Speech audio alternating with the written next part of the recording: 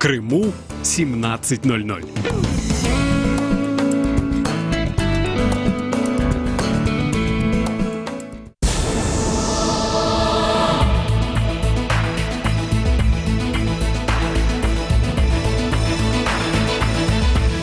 В эфире радио «Крым Реалии». Крым важное. О чем говорят на кухне, но боятся рассказать по телевизору? Что беспокоит лично вас? Какие проблемы не решаются годами? Добрый вечер, Крым Реалии в эфире, в студии Сергей Макрушин. Сегодня продолжаем говорить о важных темах. Поговорим сегодня о делах Владислава Есипенко и Наримана Джиляла. Продолжаем наш разговор о политических преследованиях в Крыму. И перед тем, как начать наш разговор, я напомню, что вы можете слышать наш радиоэфир на средних волнах на частоте 648 АМ. Можете слушать нас на сайте Крым Реалии. Также мы ведем прямую видеотрансляцию на канале Крым Реалии в YouTube. Присоединяйтесь к нам на этой площадке. Здесь вы можете принимать участие в нашем эфире. Пишите комментарии, участвуйте в обсуждении центральных тем нашей программы. Я стараюсь внимательно читать все, что вы нам пишете. Наиболее актуальные и интересные комментарии зачитаю в эфире. Вы можете также напрямую дозвониться к нам в студию по телефону 8 800 10 06 926. По этому номеру к нам можно дозвониться из Крыма. 044 490 2905. Этот номер телефона работает для тех, кто слышит нас на материковой части Украины. Итак, начнем мы наш разговор с дела нашего коллеги, фрилансера «Радио Свобода» Владислава Есипенко. Я коротко напомню для той части аудитории, которая, возможно, не очень внимательно следит за этим делом. Владислав Есипенко — это внештатный журналист, фрилансер «Радио Свобода» проекта «Крым Реалии». Он освещал социальную и экологическую проблематику Крыма, снимал опросы крымчан.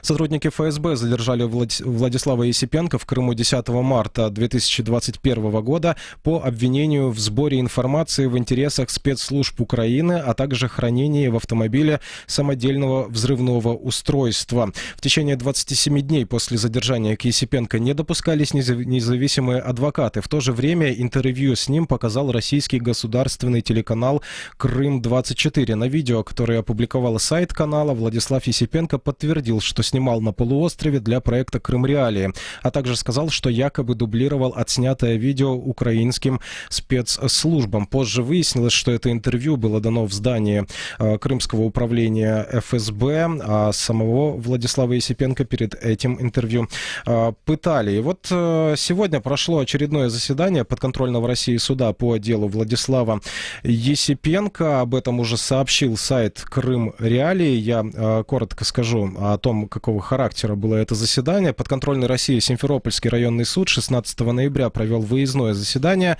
по уголовному делу в отношении Владислава Есипенко. Как рассказал Крым Реалии, после заседания адвокат Дмитрий Динзе, участники процесса прибыли на специализированную стоянку, где в присутствии доставленного из СИЗО Владислава Есипенко провели осмотр транспортного средства, личного автомобиля журналиста.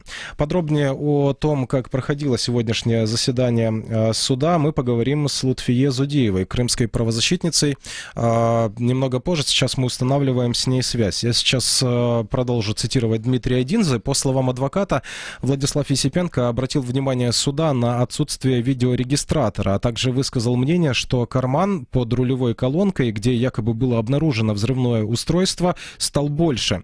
При этом адвокат отметил, что видимых признаков внесения конструктивных изменений нет, но защита намерена выяснить у автопроизводителя характеристики данного углубления в торпеде. Следующее заседание по делу Владислава Есипенко в Крыму запланировано на 22 ноября. Напомню, что сегодняшнее заседание прошло после месячного перерыва. Судья ушел в отпуск, поэтому месяц дело Владислава Есипенко не рассматривалось. Я напомню, что каждый наш радиослушатель может присоединиться к нашему разговору. Для этого достаточно дозвониться к нам в студию 8 800 800 10 06 926. Звоните нам на этот номер, если вы слышите нас в Крыму. 044 490 2905. Этот номер телефона работает для тех наших радиослушателей, которые слышат нас на материковой части Украины. Также вы можете комментировать нашу трансляцию под нашей трансляцией, собственно, на канале Крым Реалии в YouTube. Комментируйте, пишите, обсуждайте центральную тему нашего эфира друг с другом, задавайте вопросы нам и нашим собеседникам. Постараюсь внимательно читать все, что вы нам пишете. Наиболее актуальные и конструктивные комментарии процитирую в эфире. Мы продолжим наш разговор через несколько секунд.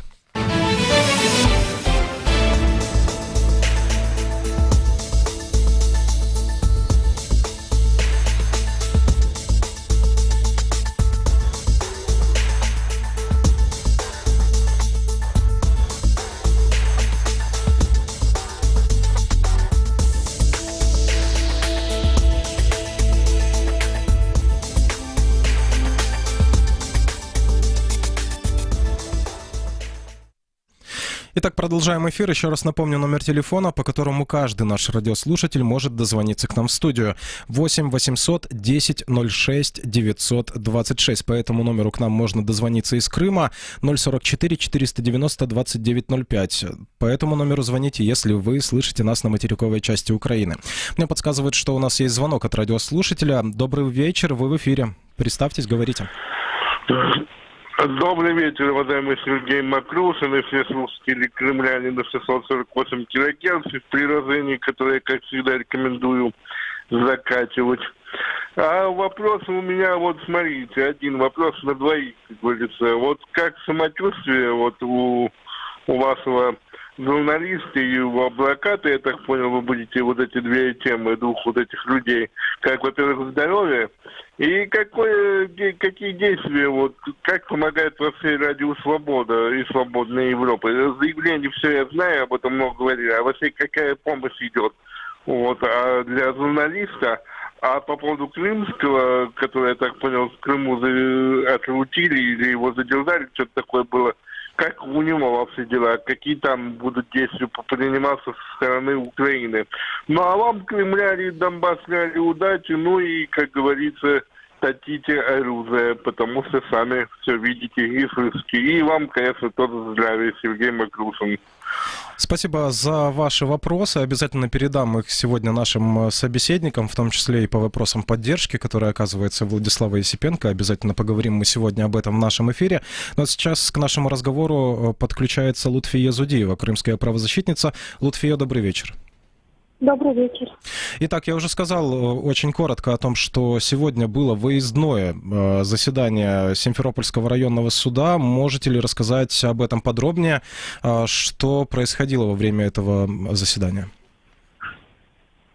Да, действительно, ранее защита Владислава Есипенко в лице адвоката Тараса Мильченко как минимум дважды обращалась к суду с ходатайством о проведении выездного заседания, где участники процесса и судья непосредственно смогут осмотреть автотранспортное средство, которое принадлежит Владиславу Есипенко. Дело в том, что в ходе судебных заседаний возникли некоторые разногласия относительно того, какие размеры у этой ниши, могла ли туда поместиться граната или нет, поэтому защита настаивала на проведении осмотра машины с выездом на место. Я уже говорил о том, что Дмитрий Динзе, адвокат Владислава Есипенко, обращал внимание на слова Владислава о том, что вот карман вот этот под рулевой колонкой, где якобы было обнаружено взрывное устройство, стал больше. Правильно я понимаю, что Владислав, по сути, говорит о том, что машина, да, ее какие-то детали салона, они каким-то образом были модифицированы, пока шло следствие? Сегодня действительно адвокат Дмитрий Динзе говорил о том, что он передавал слова Владислава Есипенко, что раньше туда едва могла поместиться пачка сигарет. Сегодня при коллективном осмотре автотранспортного средства туда смело помещается предмет с размером яблока и даже, возможно, чуть-чуть больше. При этом Владислав Есипенко не сомневается в том, что это именно его автомобиль, то есть он его опознал, но сегодня в нем не было видеорегистратора, о котором Владислав Есипенко заявлял в своих предварительных показаниях ранее. И защитник отметил, что каких-то конструктивных изменений в нише они тоже не обнаружили. То есть они пока не понимают, с чем связано такое увеличение объема этой ниши, но они планируют выяснять этот вопрос в предстоящих судебных заседаниях и планируют обратиться к производителям автомобиля «Шкода» по поводу того, возможно ли вообще какая-то модификация этой ниши без конструктивных изменений, которых сегодня защитники точно не видели визуально. Стало ли в ходе заседания что-то известно о состоянии здоровья Владислава Есипенко? Говорил ли он об этом? Ранее в предыдущих судебных заседаниях Владислав Есипенко говорил о том, что страдает паническими атаками в СИЗО. И он получил от адвоката Тараса Амельченко специальную инструкцию по борьбе с этими паническими атаками и даже обращается к психологу в следственном изоляторе для того, чтобы каким-то образом реабилитироваться. Но сегодня, со слов Дмитрия Динта, он выглядел достаточно неплохо. Во-первых, потому что его вывезли на свежий воздух, он увидел защитников, ну и просто пошутил, что сегодня увидел впервые небо. Спасибо вам за беседу. Напомню, что с нами на связи была Лутфия Зудиева, крымская правозащитница. Мы продолжаем наш разговор. Продолжаем мы говорить о деле Владислава Есипенко. Напомним, что сегодня очередное заседание суда прошло по его делу. Следующее заседание по делу Владислава Есипенко запланировано на 22 ноября.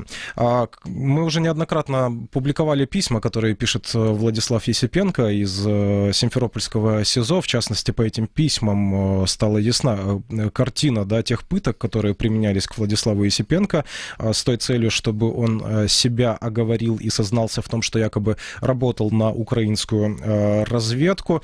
Неоднократно мы зачитывали для вас фрагменты этих писем, и Владислав продолжает писать письма, где рассказывает о том, что происходит с ним, и просит поддержки для крымских политических заключенных. Такое письмо от Владислава получил Олег Сенцов. Это письмо было написано 8 ноября, и Олег Сенцов опубликовал фрагменты этого письма. Мы для вас их озвучили. Давайте послушаем, о чем пишет Владислав Есипенко. В СИЗО я познакомился с другими политзаключенными. Многие из них нуждаются не только в адвокатской защите, но и в элементарной помощи в виде продуктов, моральной поддержки.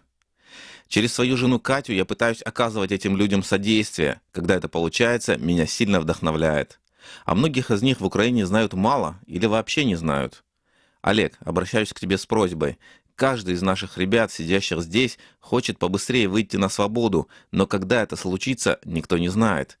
Какие, по твоему мнению, нужно сделать шаги, в том числе и нашим родственникам, чтобы ускорить этот процесс, с учетом того, что ты это прошел? Еще хотел попросить тебя разместить в Фейсбуке информацию о политузниках, с которыми я поддерживаю отношения. Может быть, украинские издания сделают перепосты. Константин Семенович Ширинг, 61 год. После задержания в Крыму сотрудниками ФСБ был подвергнут пыткам током. Далее этапирован в Москву, СИЗО Лефортово, где более 6 месяцев находился в одиночной камере. Имеет ряд хронических заболеваний, в том числе кардиосклероз, ишемическая болезнь сердца, перенес 2 инфаркта. Из-за отсутствия протеза нижней челюсти вынужден питаться только кашами. В СИЗО Лефортово после вмешательства украинского консульства сделали некачественный протез, которым практически невозможно пользоваться. Приговором так называемого Крымского суда осужден к 12 годам лишения по 276 статье «Шпионаж». В настоящий момент содержится в СИЗО Симферополя. Довгополая Галина Павловна, 66 лет, пенсионерка, проживала в Крыму. После задержания сотрудники ФСБ выбивали признательные показания, угрожая убийством ее детей. Более года находилась под следствием в СИЗО Лефортово. Приговором так называемого Крымского суда осуждена к 12 годам лишения по 275 статье «Госизмена». В настоящий момент этапирована во Владимирскую область в колонию строгого режима. Яцкин Иван Григорьевич, 43 года, крымчанин. После задержания сотрудниками ФСБ был этапирован в Москву, СИЗО Лефортово, где во время допросов к нему использовались психотропные препараты. На протяжении всего заключения ему отказывали в лечении трофической язвы ноги. Приговором так называемого Крымского суда осужден к 11 годам лишения свободы по статье 275 «Госизмена». Этапирован в Кемеровскую область, в колонию строгого режима. Швыденко Сергей Анатольевич, 52 года, полковник в отставке. Уволился из ВСУ в 2015 году. После задержания сотрудниками ФСБ к нему применялись меры физического и морального давления. Следственным отделом ФСБ Симферополя в отношении него сфабриковано дело по статье 281 «Диверсия». В настоящий момент находится в СИЗО Симферополя. Надеюсь, этих людей Украина не оставит, а общественный резонанс ускорит их возвращение домой. С уважением, твой друг Владислав Есипенко. 8 ноября 2021 года. По скриптум. На этом список не заканчивается. СИЗО регулярно пополняется новыми политузниками. Мы все верим тебе и надеемся, что твое слово и твоя поддержка сыграют решающую роль в переговорных процессах. Итак, это был фрагмент письма Владислава Есипенко, политзаключенного, бывшему крымскому политзаключенному Олегу Сенцову, тот фрагмент, который Олег Сенцов опубликовал. Я напомню, что мы неоднократно опубликовали письма Владислава Есипенко, ознакомиться с ними детальнее вы можете на сайте Крым Реалии. Я приветствую в нашем эфире Екатерину Есипенко, супругу Владислава Есипенко. Екатерина, здравствуйте. Добрый день. Вы, конечно же, внимательно следите за тем, как проходят судебные заседания по делу вашего супруга. Известно на данный момент немного, да, только ключевые моменты сегодняшнего заседания, но в целом, вот, да, ваша реакция на то, что вы уже узнали, как это проходило. Что касается сегодняшнего заседания, это было выездное заседание. Адвокаты осматривали машину Владислава, да, транспортное средство, которое было изъято после задержания Влада, о каких-то там конкретных ошибках, нарушениях и вообще результате этого судебного заседания я точно еще не могу сказать. Я не выходила на связь с адвокатами, но знаю, что нарушения были допущены, элементарно машина не была все это время даже опечатана. Да, и какие мы можем сделать выводы о том, что сотрудники ФСБ там могли не пользоваться как хотели, что-то изменить, добавить, да, чтобы это использовать в качестве улик стороны обвинения, например. У нас было два вопроса от радиослушателей. Я думаю, что будет правильно передать их вам. Первый вопрос, да, касался условий содержания Владислава, его состояния здоровья. Что известно вам на данный момент? Можно ли как-то оказать поддержку Владиславу? Он просит в своем письме поддержать других политзаключенных, но ведь ему тоже, наверное, нужна поддержка. Владислава за вот крайние 2 месяца трижды переводили в новую камеру. Радует только то, что условия этих новых камер не хуже, чем в предыдущих. Да? То есть, в принципе, на содержание в СИЗО Влад не жалуется. Ну и в целом Владислав, он человек сильный физически, спортивный и морально, поэтому ему жаловаться не свойственно. Очень редко, когда он проявляет слабость. И действительно, Владислав, находясь в таких сложных условиях, понимая, что ему грозит срок, абсолютно несправедливо, он пытается заниматься, скажем так, правозащитной деятельностью, да, то есть он знакомится с людьми в СИЗО, с новыми арестантами, которые туда поступают. Часто это дела политически мотивированные, опять же, и просит меня, как жену, значит, помочь тому или иному человеку продуктами, лекарствами. То есть я рада, что Влад находит в себе силы дополнительно заниматься еще кем-то, сам находясь, по сути, в страшных условиях и с абсолютно туманным будущим. Не могу не спросить, вот мы продолжаем с вопросами, которые задал наш радиослушатель, о поддержке. Во-первых, если поддержка, спрашивали, я так понимаю, да, что вам лучше этот вопрос задать со стороны Радио Свобода, внештатным сотрудником которого является Владислав Есипенко, и есть ли поддержка со стороны украинской власти? поддержка и помощь со стороны Радио Свобода есть в деле Владислава есть с самого момента задержания моего мужа, да. То есть это помощь семье, это помощь юридическая, это помощь информационная. То есть Радио Свобода включена в дело Владислава с самого начала и всячески оказывает содействие и не бросает Владислава, да, на его сложном пути к освобождению. По поводу власти, да, второй вопрос, простите, пожалуйста. Власть, то есть, сказать нечего, потому что коммуникации с властью у нас вот просто от слова никакой нет. Влад пишет письма президенту, я обращаюсь, и все без ответа. Проходит множество акций, да. Вчера было 2 акции правозащитных, пустые стулья. Одна была в Киеве, вторая в Нью-Йорке, да, вот акции, которые символизируют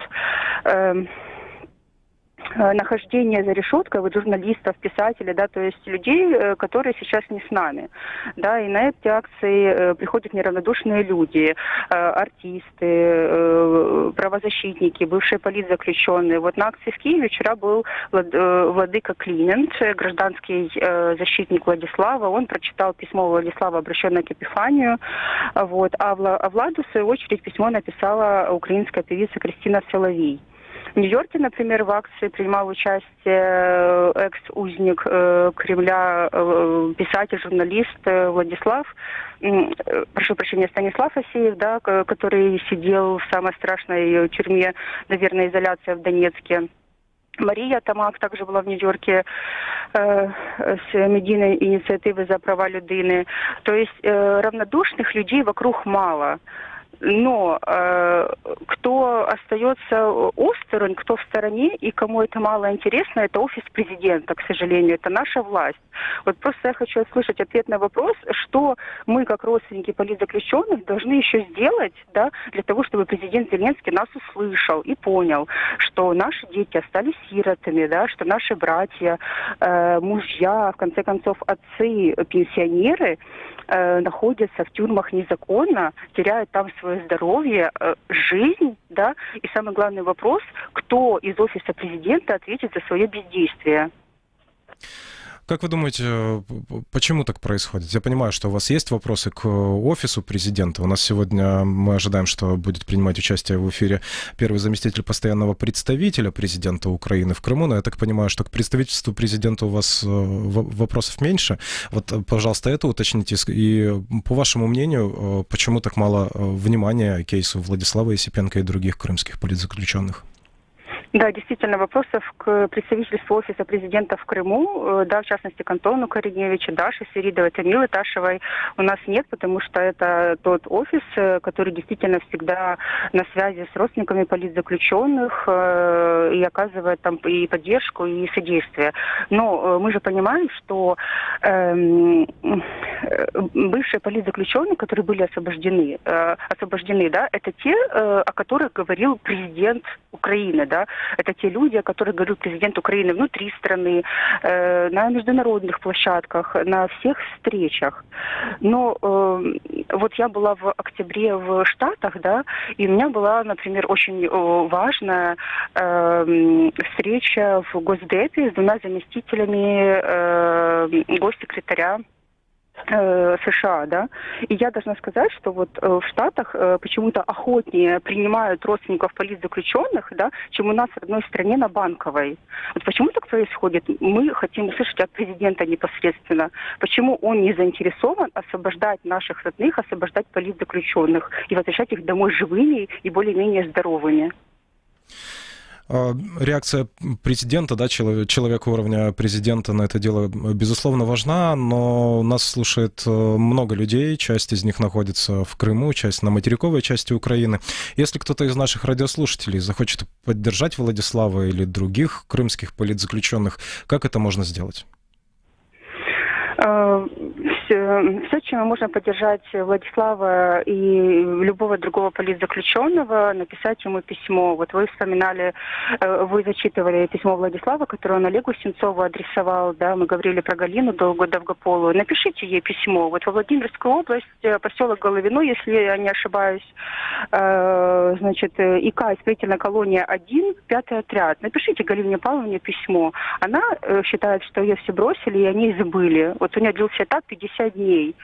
Как может чувствовать себя человек, которого пытали, как Влада, или Галина, которая угрожали убийством ее детей, что она не нужна родной стране? Чем жить, какими надеждами жить таким людям? То есть я просто призываю писать письма, есть сайт, можно не через почту, есть сайт, когда человек получит это письмо гораздо быстрее и хоть как-то оно согреет просто серый день в тюрьме. Спасибо вам, спасибо за беседу, за то, что ответили в том числе и на вопросы наших радиослушателей. Напомню, что с нами на связи была Екатерина Есипенко, супруга Владислава Есипенко.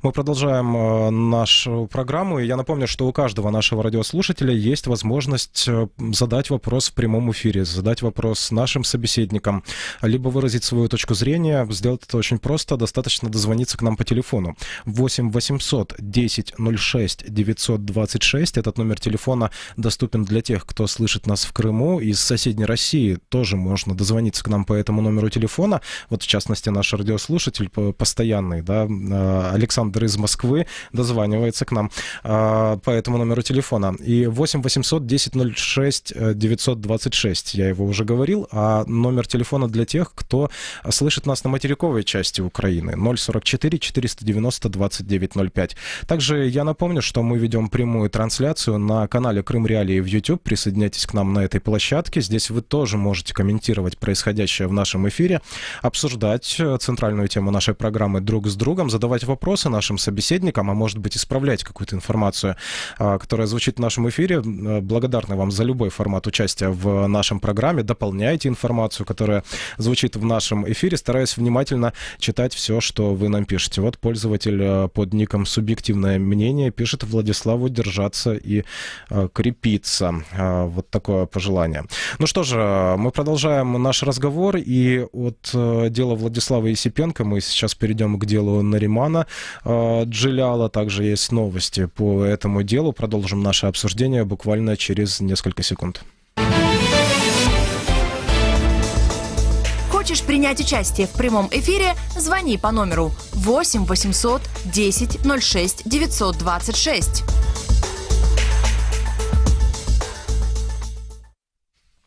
Итак, продолжаем эфир. Сергей Макрушин у микрофона. Это радио Крым Реалии. Напомню еще раз номер телефона, по которому можно дозвониться нам. 8 800 10 06 926. Этот номер телефона работает для тех, кто слышит нас в Крыму или в соседней России. Звонки на этот номер бесплатны. Если вы хотите принять участие в нашей программе анонимно, мы понимаем, в какой ситуации могут оказываться наши радиослушатели, тем более, если они находятся в Крыму. Поэтому, да, предупредите об этом нашего редактора. Конечно, мы можем предоставить вам такое право анонимности. 044 490 2905. По этому номеру телефона можно дозвониться к нам в студию с материковой части Украины. Итак, переходим мы к обсуждению дела Наримана Джиляла.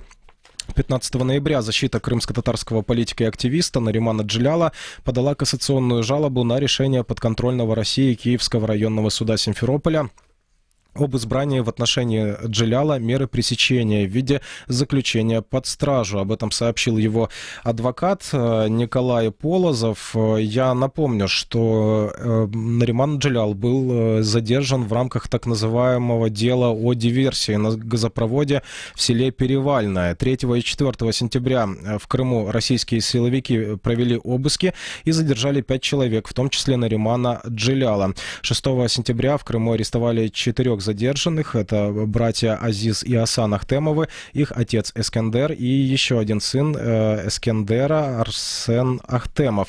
Также подконтрольный Кремлю Киевский районный суд арестовал Наримана Джиляла до 4 ноября, затем срок ареста был продлен. Нариман Джилял отрицает все обвинения в свой адрес и прямо связывает преследование, уголовное преследование с тем, что он принял участие в инаугурационном саммите Крымской платформы, которая была презентована как инструмент деоккупации Крымского полуострова. Собственно, в день инаугурационного саммита произошла эта якобы диверсия, попытка подрыва газопровода в Перевальном. Детально обстоятельства этого дела мы также неоднократно обсуждали в наших программах. Сегодня же мы поговорим о том, что происходит с Нариманом Джилялом. Мы ранее говорили о том, что он был определением суда помещен на психиатрическую экспертизу. У нас есть звонок от радиослушателя. Добрый вечер, вы в эфире, говорите, пожалуйста. Алло, слышите ли вы нас? К сожалению, что-то не так со звонком. Попробуйте дозвониться к нам еще раз. Обязательно пропустим вас в эфир. 8 800 10 06 926. Еще раз напоминаю, этот номер телефона. По нему можно дозвониться к нам из Крыма и соседней России. 044 490 29 05. Этот номер телефона работает для тех, кто слышит нас на материковой части Украины. Ну что же, продолжим буквально через несколько секунд.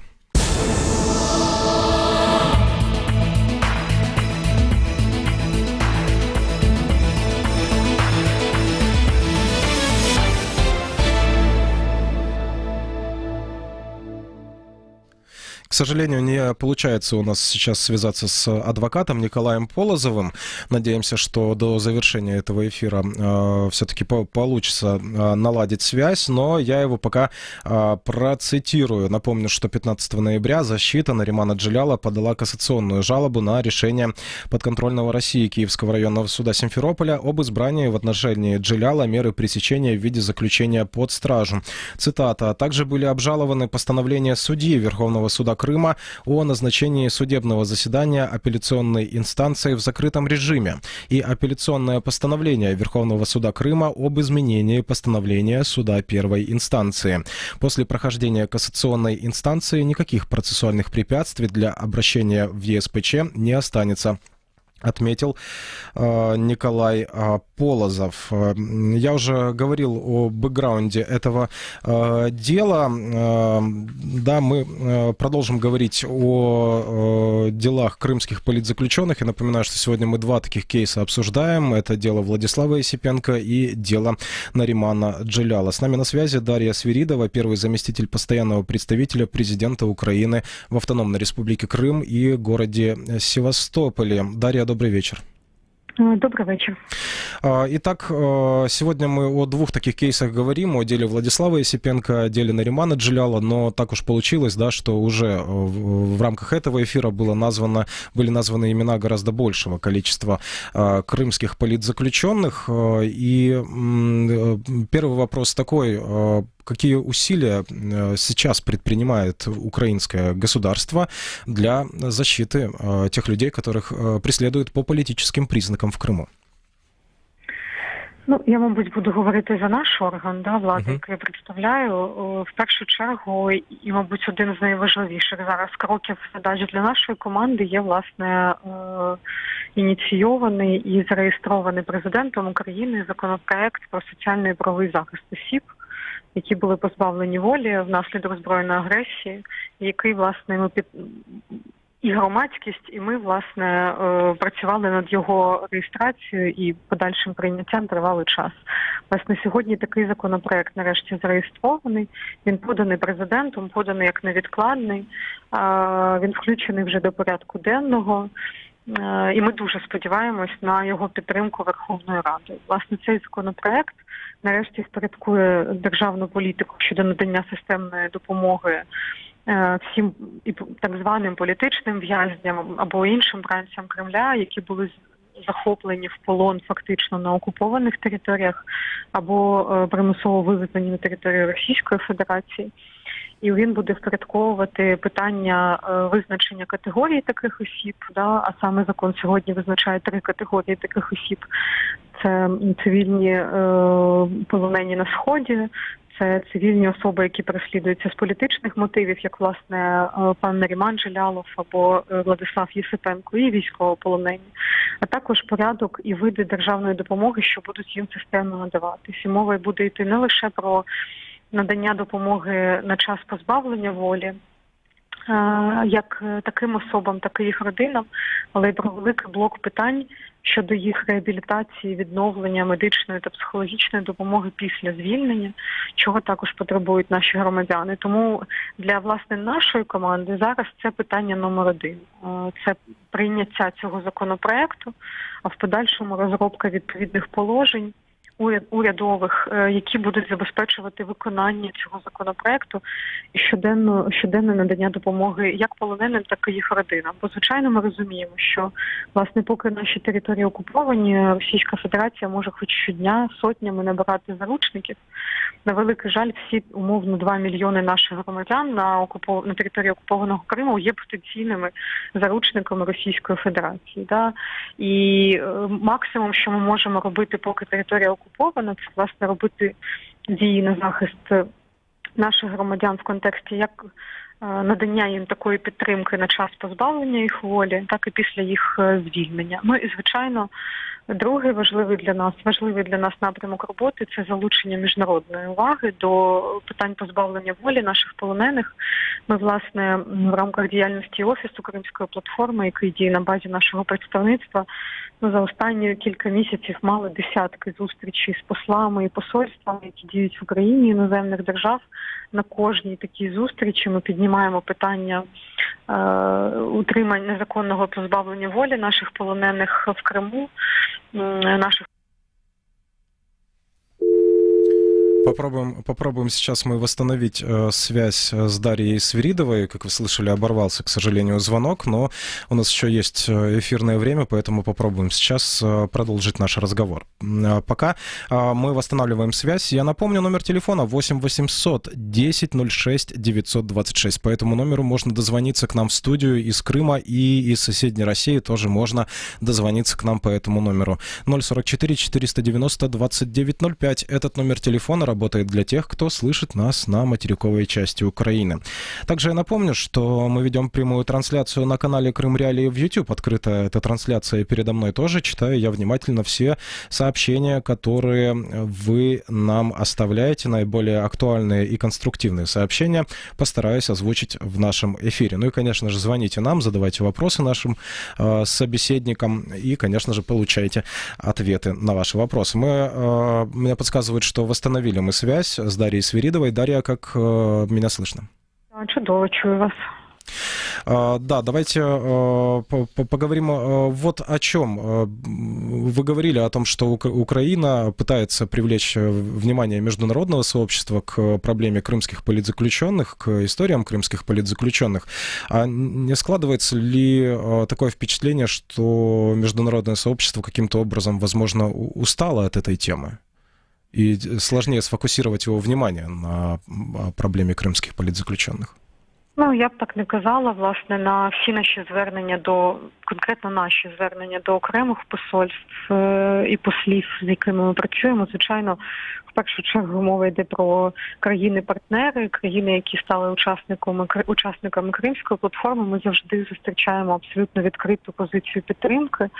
Умовно, якщо ми кажемо про затримання і засудження, незаконне переслідування того ж Нарімана Джелялова, ми маємо чисельні заяви на підтримку Нарімана Джелялова і, власне, з засудженням цього переслідування дій окупаційної влади і влади Російської Федерації, починаючи з 5 вересня, коли були перші заяви і посольства Сполучених Штатів Америки, і посольства Туреччини в Україні, які, власне, висловлювались, і дуже багатьох посольств, і, власне, наприклад, в листопаді Були заяви Європейського Союзу щодо незаконних обшуків і арештів кримських татар, які були проведені в окупованому Криму. І я хочу згадати чисельні заяви, починаючи з посла Великої Британії на підтримку адвоката Едема Семедляєва, який нещодавно був так само незаконно затриманий, позбавлений волі, фактично за свою професійну діяльність.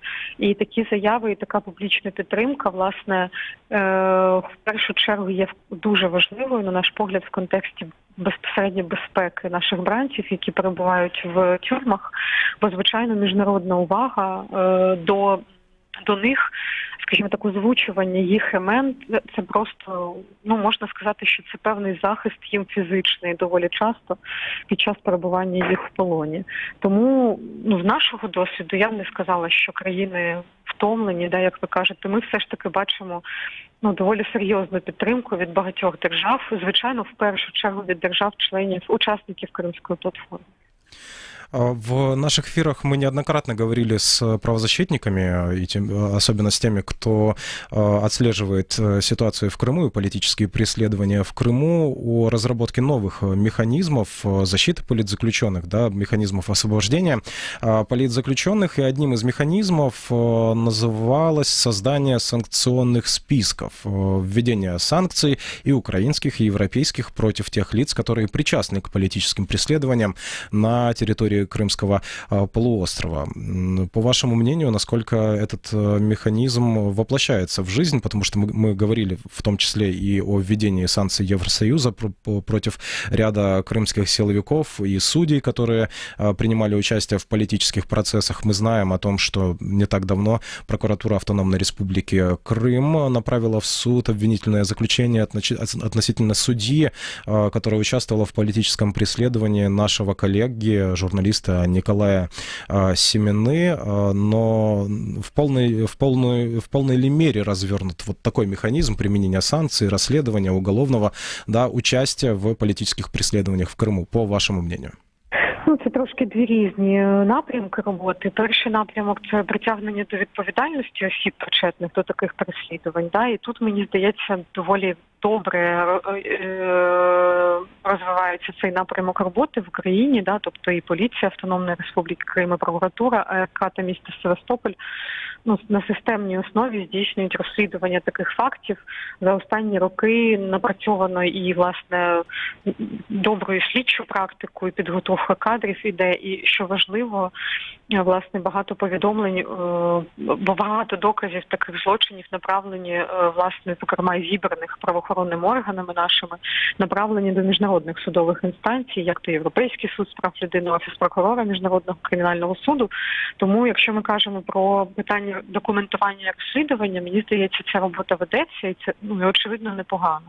Більш того, обов'язок вести таку роботу на системній основі закріплений сьогодні і в стратегії деокупації і реінтеграції Криму, яка була затверджена указом президента в цьому році, і в плані дій до стратегії. А що стосується питань запровадження санкцій, то санкційний механізм – це не про відповідальність, а це про тиск задля припинення. Тобто це політичний механізм з метою тиску на або безпосередніх порушників, або на осіб, які можуть вплинути на тих, хто порушує права людини, з метою припинити ці практики чи порушення. І, власне, він застосовується доволі давно нашими іноземними партнерами, санкції запроваджуються як Україною, так і партнерами. Власне, якщо ми кажемо про справу Нарімана Джеляла, то буквально в перші ж тижні його позбавлення волі ми, власне, навіть наше представництво зібрало всю можливу інформацію про всі причетних до його переслідування і направило до відповідних органів безпеки, зокрема і до Служби безпеки України, для прийняття відповідних рішень щодо можливості запровадження санкцій. Але мені здається, що коли ми кажемо саме про санкції, важливо розуміти, що, враховуючи те, що це механізм тиску, тут важливо, якщо ми кажемо про розслідування фактів, то мова йде завжди про безпосередніх виконавців таких злочинів. А якщо ми кажемо про санкції, то важливо домагатися від наших міжнародних партнерів застосування санкцій до найвищого політичного керівництва Російської Федерації, які фактично покривають загалом незаконні практики і політики репресивних механізмів, які запроваджуються на території на території як Російської Федерації щодо наших громадян, так і на окупованій Росією території Кримського півострову. Бо, власне, саме топ-чиновники Російської Федерації, фактично під їх керівництвом здійснювалася окупація, під їх керівництвом встановлювалися репресивні механізми так званих правоохоронних або так званих судових органів в Криму, і фактично без їх відома такі репресії вчинятися з політичних мотивів точно не можуть, або з їх мовчазною згодою і толерування. Тому і, звичайно, саме на топ-посадовцях і чиновниках Російської Федерації такі санкції могли б найбільше вплинути. Тому, в першу чергу, для нас є фокус накладення подібних санкцій з боку наших партнерів, коли ми кажемо про санкції, саме щодо топ-посадовців Російської Федерації в першу чергу, або топ-посадовців так званих окупаційних органів влади. Спасибо вам за беседу. Напомню, что с нами на связи была Дарья Свиридова, первый заместитель постоянного представителя президента Украины в Автономной Республике Крым и городе Севастополе. Этот эфир для вас провел Сергей Макрушин. Если вам есть что добавить к этому разговору, если у вас остаются вопросы, или вы хотели бы обратить наше внимание на какие-то острые проблемы в Крыму, которых, как вам кажется, мы не замечаем, пишите, звоните нам. Есть редакционная почта, есть номера телефонов, которые я озвучу в эфире. Когда у нас нет прямой трансляции, там работают автоответчики. Поэтому звоните нам, пишите нам. В 19:15 по крымскому времени встречайте программу «Крымский вопрос» с Аленой Бадюк. А мы с вами встретимся завтра.